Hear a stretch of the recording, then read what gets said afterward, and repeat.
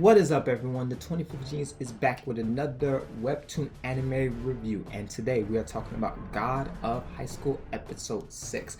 And I gotta be honest with you, this series was pretty good, if I do say so myself. Honestly, I was a little iffy about the adaptation in the very beginning, but it's slowly starting to grow more onto me, and I'm starting to really appreciate it.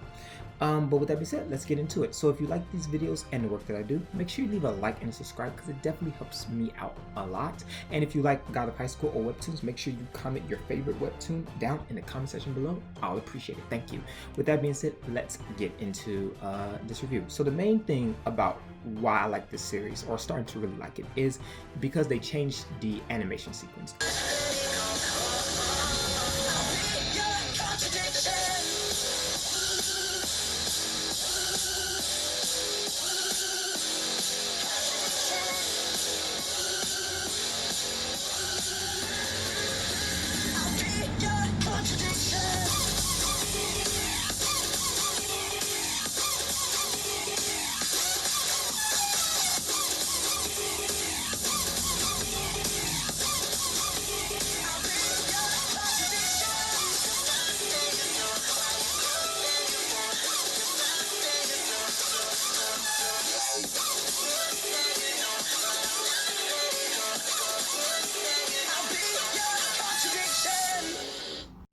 Opening just a little bit. I mean, it just shows you that they're just trying to keep it very fresh, and so I liked it, seeing all these new characters, and just seeing the comic come to life is really great. So now, where is the story now? So basically what happened was basically all the regions of Korea, their top fighters have fought and their champions have been decided. The top 3 champions all come together to fight in a grander scale to see who is the God of High School of entire Korea. So in a way, it's like the national tournament, if you would think of it as you will. And so enters our pals Jinmori and his crew, and this guy right here. So a fun fact about this guy, he is actually not a teenager. He is like 28 years old because he's trying to get his finish high school. And just a side note, he was inspired by this lovely lady right here. And just a small spoiler, yeah, they have a thing for each other, but he can't do nothing yet until she becomes 20, but they do have a little thing in the comic, so that was very good. So I'm going to explain this part right here, and I really appreciate the anime for actually explaining it, because the webtoon really doesn't explain it. It's more like a very joke and a parody, so we just know Jinmori gets his butt kicked. So what happened was Jinmori was practicing this ability called Jaebongchim, which translates means limiter removal, okay?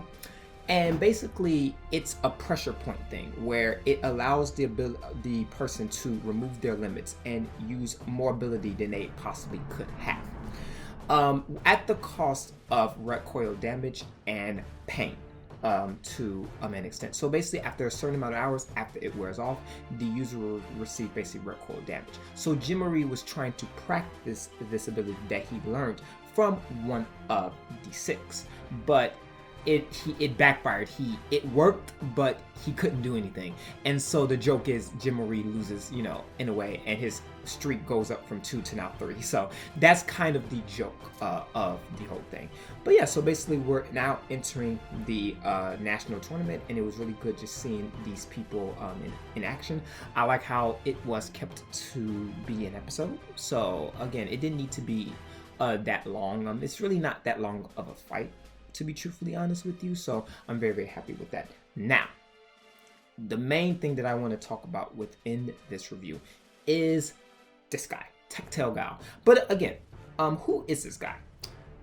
He is basically the Haoquen of God of High School, and again, like, you think he's strong right now, but I promise you, after the first arc, if you actually read, everyone else surpasses Tech. Like, that's why he was so upset with Park Lip Pyo, because he was always infinitely stronger than him. So this fight is very, very good. And again, I really appreciate the series for really stretching this fight out, because it really wasn't that stretched out. He dogged this guy. Like, it wasn't even like this. He just dogged him. It was like he dogged the whole crew without pretty much in any effort. But the series did a really good job of really expressing and really showing the vividness of how this fight went down. Also, I really love them really portraying the savagery of Galtech. Like they showed his aggression, just how just heartless and cruel this guy just truly is. Like he is nothing that you want to meet in a dark alley, and he cares nothing for human life.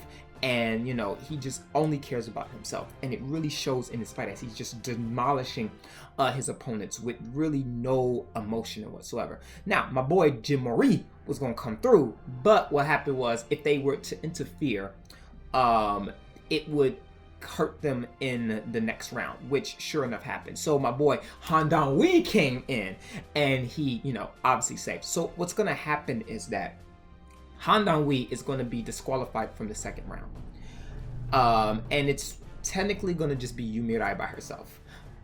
So this is really going to hurt them in the second round of the national tournament. Just keep this in mind. It's not going to be really pretty. If you're a lover of the Yumi Rai, yeah, you're gonna have feels for her, because it's not going to be very pretty going forward. So, but again, I really liked how the series really portrayed, you know, Galtech's pure savagery and pure just raw ability. But again, if you really think about it, like, he's really not that strong, because it's just his ball power, which again, I don't want to spoil it too much, but it goes deeper than that. Like, you know, in terms of martial arts acceleration, he does excel, but he really depends on his power. And you know, that's why he's just a Haokun to me, because you know, he's only strong against weaker people, but against someone who's actually strong as him, he's pretty weak. And you know, I'm not gonna spoil anything, but you know, gets dog my pocket bill. Sorry about that. I'm a little sick, probably Corona. I'm sorry. But again, this episode did a lot of things right, and I'm starting to really like this anime adaptation more and more, because it's really steering in the right direction, and it's really showing and portraying things that it needs to portray. So that's very good.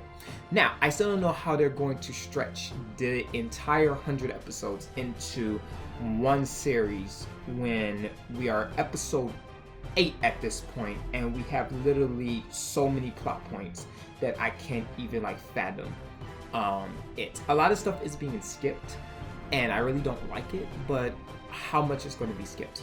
I guess I'll make a video about what exactly did they skip and why did they skip it in a later video. With that being said, that is my video. I thank you for watching, listening. If you like Tower of God, you know what I mean, God of High School, make sure you leave a like and subscribe. I thank you so much for all of your, you know, your loyalty. And with that being said, I'll see you in the next video. Peace.